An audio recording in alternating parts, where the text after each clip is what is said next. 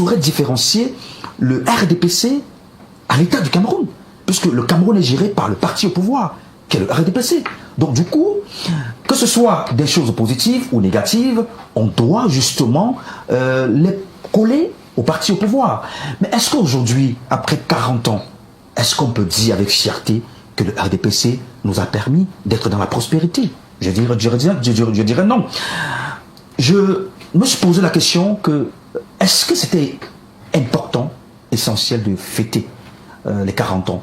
Donc moi, la question ce soir, c'est est-ce que le RDPC est capable de dire aujourd'hui, à haute intelligible voix, que c'est un parti qui nous a apporté la prospérité, comme l'avait promis le président de la République, rigueur et moralité? Est-ce que c'est ça aujourd'hui? Donc c'est l'occasion également de faire un bilan, de faire une analyse à mi-parcours et de se dire, qu'est-ce que nous n'avons pas fait et qu'est-ce que nous avons fait? Qu'est-ce que nous devons faire pour que nous puissions rester un parti politique sérieux, crédible? J'ai entendu des choses de mon prédécesseur, Patrice, qu'il faille quand même les choses sur lesquelles il faut apporter une certaine lumière. D'abord, il faut rappeler aux Camerounais que M. Biya n'a pas avant que M. Biya n'arrive, les Camerounais ne vivaient pas comme il l'a décrit. Les Camerounais ne vivaient pas dans la torpeur, dans la peur, dans la misère, comme il l'a décrit tout à l'heure. Que non, M. Biya a fait, parce que vous avez dit tout à l'heure qu'avant que M. Biya n'arrive, les Camerounais avaient besoin d'un souffle nouveau parce qu'ils vivaient vraiment des moments difficiles. Que non, puisque c'est quand M. Biya vient qu'on a la dévaluation de la monnaie, que les entreprises publiques ferment, que les salaires sont coupés de moitié et tout ça. M. Biya est venu, il était le proche collaborateur du président Ahidjo pendant les 27 ans de pouvoir du président Ahidjo, parce qu'il faut le préciser. Et il a travaillé en tant que secrétaire général de la présidence de la République et directeur du cabinet civil. C'est le seul qui a réussi à cumuler les deux postes au Cameroun. Ensuite, il est passé Premier ministre, après président de la République. Donc, les Camerounais n'ont pas vécu une histoire avant le règne de Biya que M. Biya ne connaissait pas. Le président Biya connaît le Cameroun de fond en comble. Alors, le président Biya n'est pas celui-là qui nous a apporté la démocratie, non, puisqu'il a obligé les Camerounais à partir à la tripartite pour discuter de cela, parce que lui n'était pas favorable à cela. C'est ce que les Camerounais doivent retenir. M. Biya ne nous a pas offert la démocratie. On a été obligé d'aller à la tripartite. Et avant d'aller à la tripartite, il y avait eu des mouvements d'humeur des Camerounais qui avaient demandé la démocratie. Et il y a eu des morts, il y a eu des arrestations à ce moment-là. Donc, ce sont des luttes pour la liberté et la libération que les Camerounais ont menées sous le règne de M. Biya pour qu'on arrive à vivre ce que nous avons aujourd'hui, c'est-à-dire cette liberté d'expression qui, au Cameroun, au jour d'aujourd'hui, on ne peut véritablement pas dire qu'on l'a, parce que vous souvenez de ce qu'ont subi vos collègues journalistes. Parce que jusqu'à aujourd'hui, vous ne pouvez pas nous dire exactement ce qui est arrivé à Ouazizi. Là, on parle d'un journaliste. Ça veut dire qu'on questionne encore la liberté d'expression. Vous connaissez ce qui fait actuellement les choux gras des tribunaux de Yaoundé, l'affaire Martinez-Zogo, qui était un journaliste, qui a subi ce qu'il a subi du fait de certaines dénonciations dans le cadre de son travail qui est le journalisme. Si les journalistes déjà ne peuvent pas dire, ne peuvent pas donner les résultats de leurs enquêtes sur le terrain, ça veut dire qu'il y a un problème. Je ne veux pas parler des politiques parce que vous vous souvenez que moi je suis un transfuge du SDF et lors du lancement du SDF au Liberty Street à Bamenda le 6 mai 92, on a eu 6 Camerounais qui sont tombés sous les armes du pouvoir de Yaoundé, qui n'étaient pas favorables au lancement de ce parti. Donc on ne peut pas le dire. C'était pour corriger un peu ce qui a été dit sur cet aspect et rappeler également aux Camerounais que le pouvoir de Yaoundé n'a plus rien. Parce que à 40 ans, on a quand même fait sa mue. Le pouvoir de Yaoundé ne peut plus absolument rien proposer aux Camerounais parce que en 40 ans, elle a fait tout ce qu'elle pouvait faire jusqu'à aujourd'hui. Et il n'y a plus rien à espérer. J'en prends pour preuve. En 40 ans, puisqu'on parle de l'expérience également, vous avez posé également une question ici, est-ce qu'on peut dissocier le RDPC de l'État, du gouvernement, le parti du gouvernement. Mais moi, je ne parlerai même pas du RDPC, du président Biya. Parce que est-ce qu'on peut dissocier le président Biya du RDPC? Parce que le Cameroun, c'est le président de la République du Cameroun, c'est M. Biya. Et vous comprenez que ce n'est pas possible. Pour quelle raison? Pour la simple raison que M. Biya est d'abord un monsieur qui ne respecte pas la Constitution dont il est censé être le garant. J'en prends pour preuve le fait qu'il est prescrit dans la Constitution que le président de la République ne doit pas avoir une autre fonction élective que celle de président de la République. Quand il est président de la République, il ne peut plus prétendre à une autre fonction élective. On constate jusqu'à aujourd'hui que le président Biya est encore le président du RDPC. C'est pour ça que votre question trouve tout son sens. On ne peut pas dire que ce n'est pas le RDPC qui est au pouvoir, puisque un parti est censé donner une investiture, et on investit un candidat, s'il était président, après il démissionne. Il fait comme la Constitution lui demande, puisque c'est une fonction élective publique. C'est ce que la loi dit, fonction élective publique. Il ne peut plus l'avoir. Ça veut dire qu'il n'est déjà pas légaliste, il ne respecte pas les lois. Vous allez constater quelque chose de formidable en matière de bilan. Vous allez vous rendre compte qu'en 40 ans, M. Biya a réussi à faire ce que Pharaon lui-même n'a pas réussi à faire. M. Biya s'est fait des créatures, des hommes qui se revendiquent être des créatures de M. Biya. Pharaon, lui, à son époque, il a voulu défier Dieu. Mais M. Biya a fait mieux que défier Dieu. Lui, il a ses créatures, des hommes qui disent « Nous sommes les créatures de M. Biya ». Mais est-ce que c'est de la faute du président de la République? Ce sont des personnes libres d'opinion. Non, écoutez, on a dit qu'on ne peut pas dissocier le RDPC de M. Biya et du gouvernement du Cameroun. Et c'est un ministre d'État qui dit « Le président Biya est plus bon que Jésus ». C'est le ministre Pham Ndongo qui l'a dit. Et je suis curieux de savoir qu'il a encore sa carte de baptême en tant que catholique et qui continue de communier sans avoir jamais été convoqué par son curé et par l'évêque, même pas le nonce apostolique, pour demander comment un catholique peut dire qu'un homme est plus bon que Jésus. C'est un autre débat, Ismaël. Oui, bien sûr. C'est un autre débat. Bien sûr. C'est un autre débat. Je suis sur le bilan. Déjà que la question sur l'État et le parti était adressée à Basile Etogo, il aura l'occasion d'y répondre tout à l'heure. Oui, vous allez chuter. Je suis sur le bilan. Alors, non, mais l'autre a parlé 8 minutes. Hein. Je suis sur le bilan. Vous avez lancé le chrono? Oui, bien sûr. Okay. Sur le bilan, M. Biya est le seul homme au monde qui a réussi à mettre minimum 10 milliards par an au Cameroun pour lutter contre la corruption et a mis des mécanismes. Ça, c'est le bilan de 40 ans. En 40 ans, on a mis au moins 4 institutions au niveau du gouvernement pour lutter contre la corruption et on continue d'être les champions de la corruption, du népotisme au sommet de l'État. M. Biya est le seul homme politique au monde qui a réussi en 40 ans à créer et à fabriquer des hommes qui volent plus que des souris. Parce qu'aujourd'hui, vous allez vous rendre compte qu'au Cameroun, on a plus de 32 ministres et des directeurs de sociétés qui sont en prison, pas parce qu'ils ont renversé des gens avec leur voiture en route, pour détournement de fonds publics. Et lui-même qui nous a dit que ces gens sont des bandits, parce qu'il a dit, on a au sein du gouvernement des prévaricateurs de la fortune publique. Ça veut dire des bandits, c'est des mots pour habiller. Monsieur Biya nous a dit, on a des bandits à col blanc et qu'il va lutter contre eux. C'est lui qui les a nommés.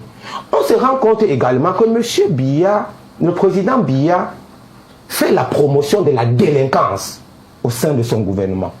La preuve, vous avez des repris de justice qui sont plutôt des ministres adulés et aimés par M. Biya, des repris de justice. des hommes qui sortent de la prison. Est-ce que les repris de justice n'ont pas droit à une deuxième chance? Écoutez. Est-ce que c'est parce qu'on est repris de justice qu'on doit être écoutez, caché? Ça veut dire qu'on n'avait pas meilleur profil qu'un repris de justice à mettre dans des ministères stratégiques. Et ils sont allés en prison, pourquoi? Pour détournement de fonds publics. On va revenir à vous tout à l'heure, Ismaël. Donc, on retient quand même que la corruption fait partie des problèmes que vous décriez sous la violation des textes, ainsi de suite, sont des problèmes que vous décriez sous le mandat du président de la République, Paul Biya. Mais on retient aussi surtout de vous que vous pensez, vous défendez l'idée selon laquelle le président de la République n'est pas celui, ou le RDPC n'est pas l'institution qui a apporté la démocratie au Cameroun. Non, puisque les Camerounais l'ont reçu au prix de la violence. Je vais adresser la question à Abdoulaziz Konaté qui nous a rejoint. Bonsoir, merci d'être là. Bonsoir Madame Mayo, désolé pour le retard, c'est toujours un plaisir. Après les périodes que nous traversons, que vous connaissez, il me semble que je serai beaucoup plus assidu à vos invitations en tant que participant. C'est ce qu'on souhaite. Alors, le président de la République, présenté dernièrement par la doyenne de l'Assemblée nationale comme le père de la démocratie au Cameroun, pour certains, ce n'est pas lui qui a apporté la démocratie, ce n'est encore moins le RDPC qui a apporté la démocratie au Cameroun. Il faut qu'on revienne sur les faits, sur l'historique. La démocratie au Cameroun, si elle est effective, si elle existe, de votre point de vue, elle vient de qui? Alors, c'est une question intéressante. C'est une question intéressante au moins à deux égards. La première, c'est qu'il faut convoquer l'histoire. Vous savez, l'histoire, les faits sont têtus. Et il faut toujours qu'on ait toujours, qu'on ait le courage politique, qu'on ait la culture nécessaire pour pouvoir interroger l'histoire afin de comprendre ce qui nous arrive actuellement.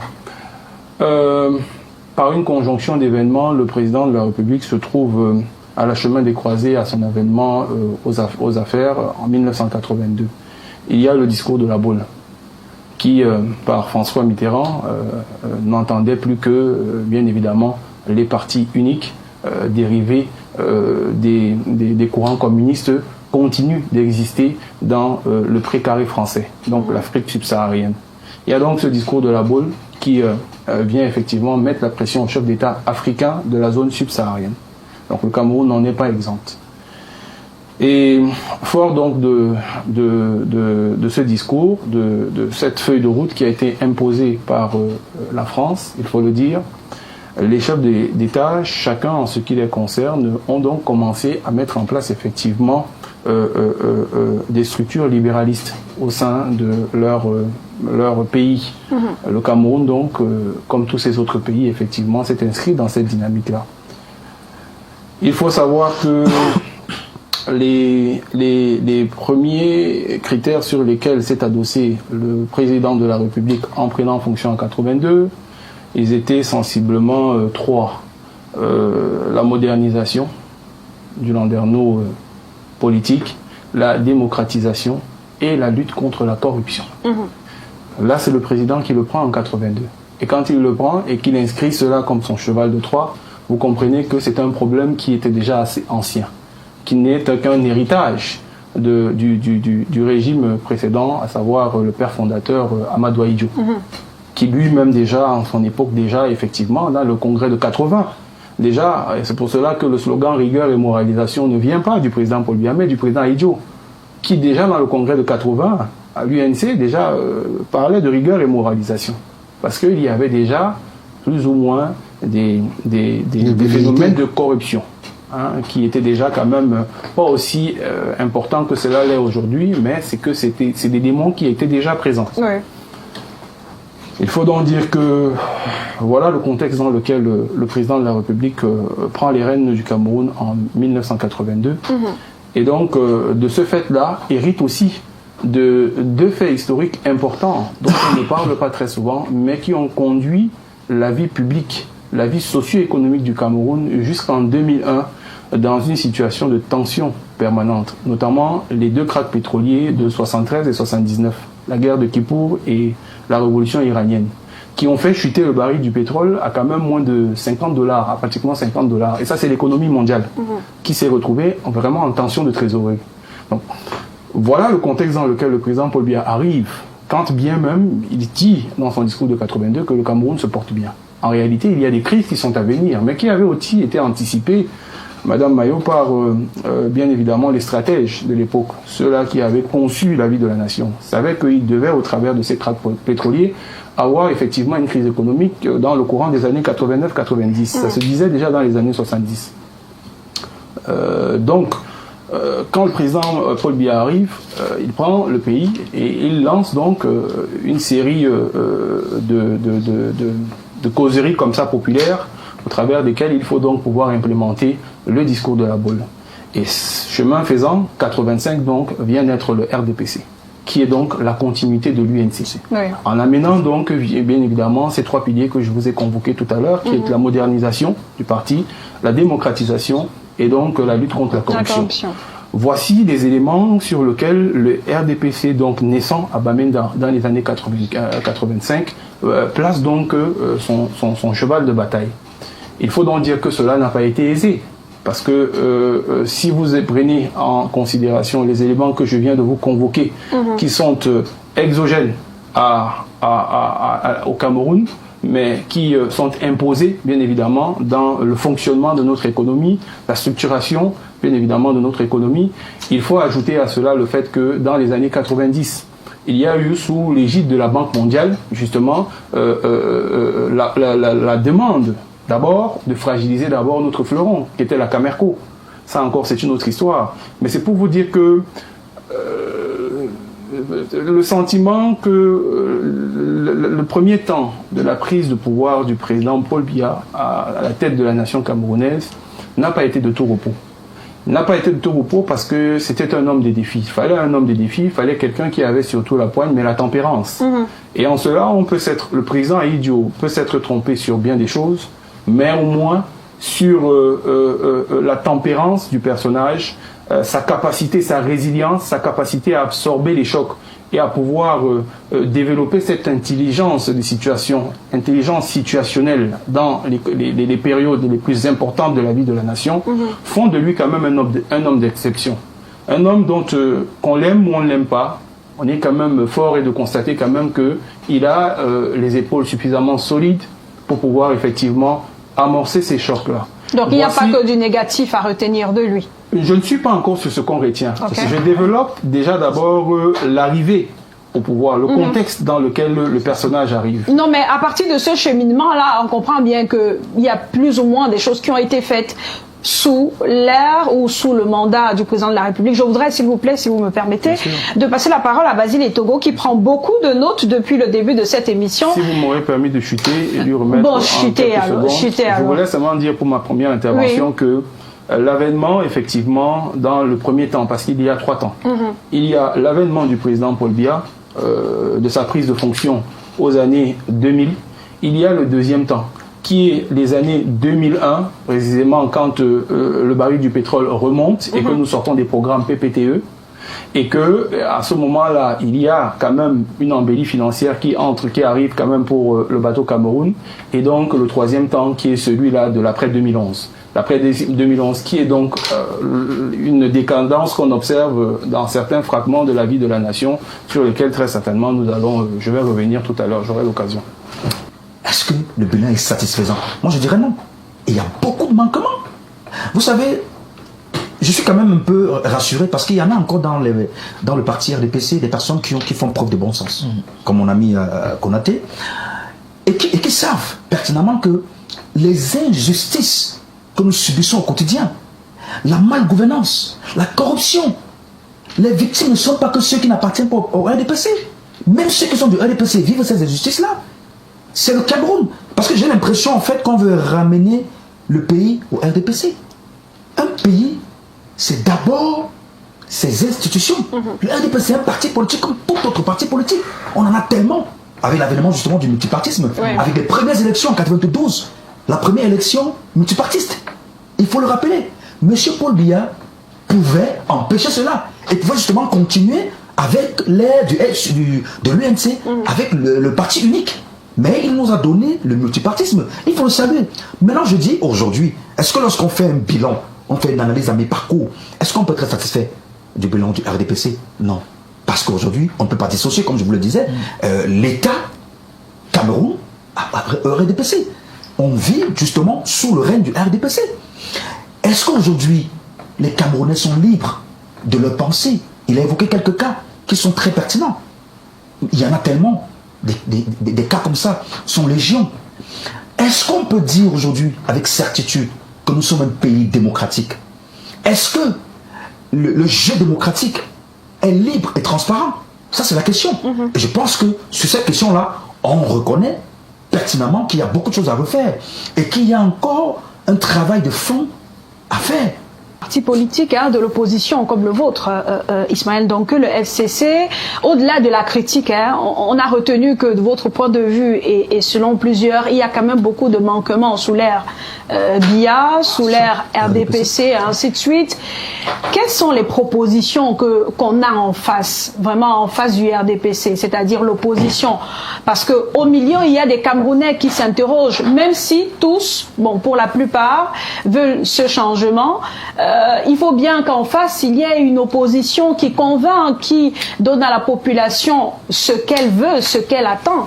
Que propose l'opposition au-delà de la critique, vraiment? Bon, j'ai comme le sentiment que vous ne vivez pas au Cameroun depuis les années 92. Vous Pourquoi? avez vu en 92 ce qui s'était passé avec le chairman John Frundi.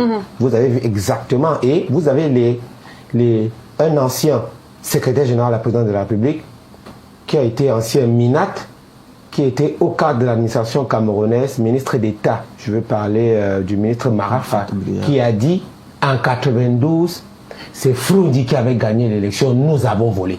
Il a dit, et je pense que c'est un homme qui a quand même, une parole qui donne quand même de la crédibilité. Ça, c'est ce qu'il faut déjà retenir. Avec les événements de 2018 également, vous savez, Patrice a dit quelque chose, parce que à la première prise de parole, vous ne m'avez pas laissé l'occasion de revenir, que les acteurs de la scène politique de l'opposition au Cameroun doivent copier l'exemple et se mettre ensemble pour battre le RDPC. Moi, j'ai comme le sentiment qu'il n'est pas dans la météo politique mondiale. Faye, le président sénégalais Diomaye, est allé en face de 19 candidats. Et il l'a remporté. Et il faut que les personnes qui ne sont pas des politiques comprennent une chose que nous vivons sur le terrain. En politique, on n'est pas obligé d'être ensemble pour gagner. Parce que ça, c'est un discours, je suis désolé pour mon cher Patrick. Mon discours est contextuel. Non, écoutez. Le Sénégal n'est pas le Cameroun. Non, vous n'êtes pas obligé. Ok, non, je ne réponds pas. Au Cameroun, ne répondez pas. Non, je ne réponds pas. C'est pour ça qu'il dit que malheureusement pour lui, il est tombé dans le piège du discours du RDB en disant, voyez, les opposants n'arrivent pas à se mettre ensemble. On n'est pas obligé parce que ce n'est pas les hommes qui se mettent ensemble. Ce sont des idées qui se mettent ensemble. C'est un programme. On met ensemble des idées et non des hommes. C'est pour ça que vous allez voir, vous avez vu en 92, l'Union pour le changement, c'était un bloc d'idées qui s'est construit autour d'un projet. Ce n'était pas les hommes. Aujourd'hui, c'est vrai qu'on ne va pas quand même dire que dans la scène politique camerounaise, le RDPC n'a pas les partis qu'il crée ou bien des hommes politiques occasionnels qu'on crée pour venir distraire le jeu politique.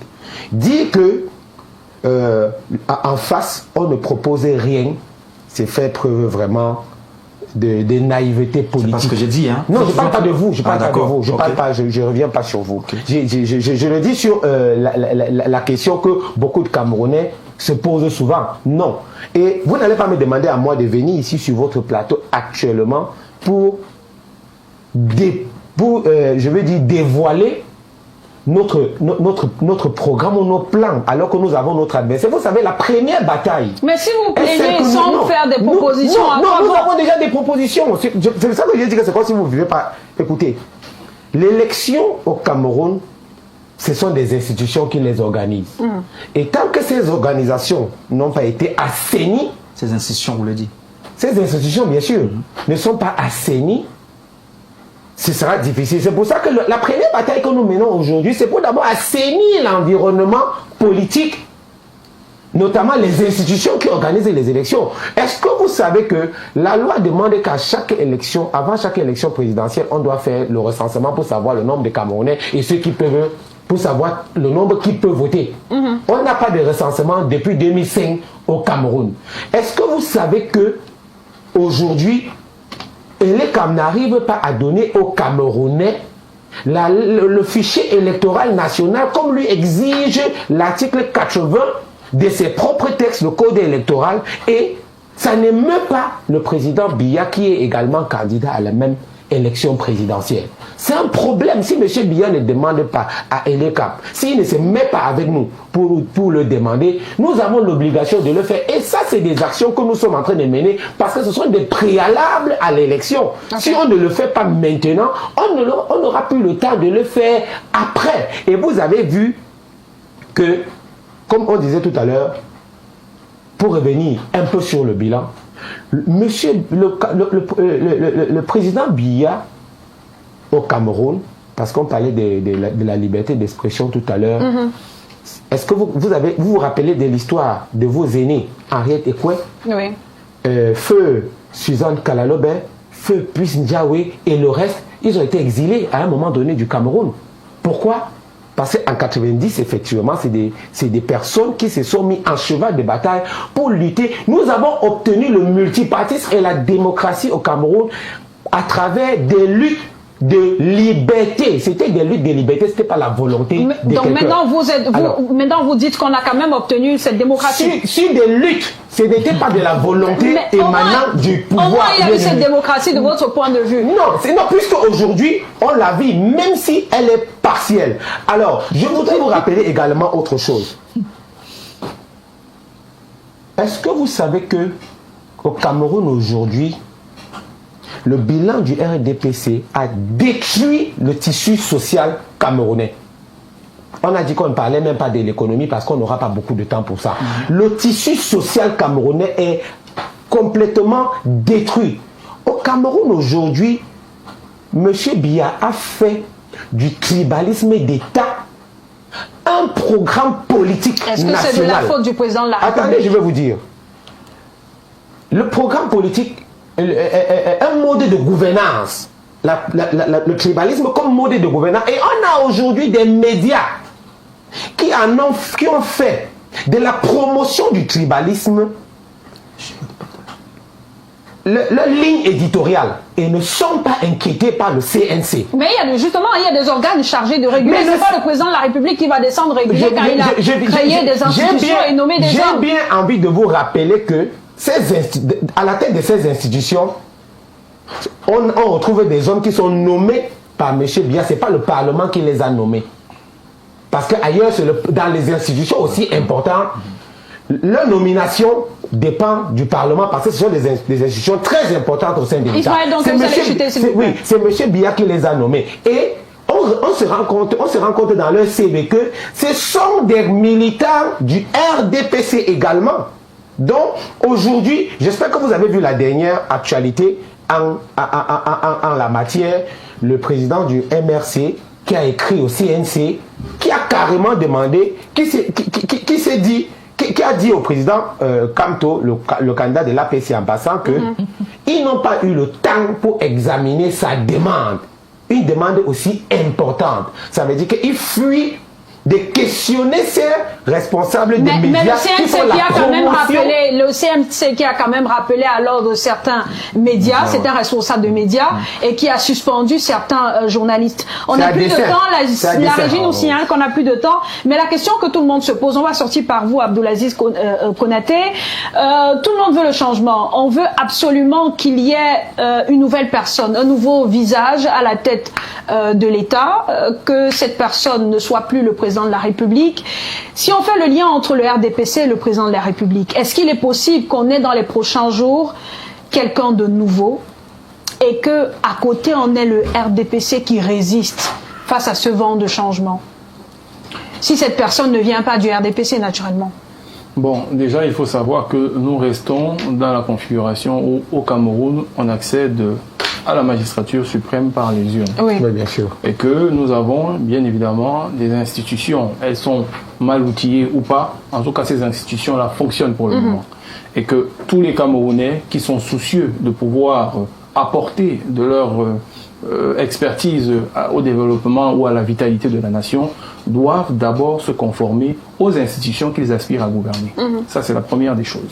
Si on est d'accord sur cela, on est donc forcément d'accord aussi sur le fait qu'il appartient bien évidemment à l'intérieur du RDPC de décider en toute lucidité si tant est-il que, pour le moment, les textes, effectivement, mettent en première ligne le président du RDPC, le président national du RDPC, comme étant le candidat naturel, revient à lui, à un moment ou à un autre, d'évaluer la situation, peut-être après qu'on ait convoqué le corps électoral, ou un peu avant, si tant est-il qu'il a les aptitudes pour pouvoir candidater, ou alors présenter à l'intérieur, bien évidemment, de ce parti qui a quand même de la matière, il faut le dire, même si ce n'est pas celle-là qui brille forcément toujours au travers de la vie de la nation, mais il y a de la matière à l'intérieur de ce parti pour pouvoir effectivement s'inscrire soit dans la continuité, ou alors en tout cas récupérer cet héritage-là pour y apporter une autre nouvelle. Mais il est important aussi de dire que dans le cadre, puisque vous me permettez de sortir avec moi de cette émission, il faut rappeler que je parlais tout à l'heure très brièvement des 3 temps. Ces 3 temps ont été très importants parce que vous allez vous rendre compte que le président national du RDPC lui-même a commencé, et je pourrais même être tenté de dire, est le premier aujourd'hui contestataire de ce qui se passe à l'intérieur de son parti. Et il faut le voir au travers de ses discours de manière graduelle au fil des années.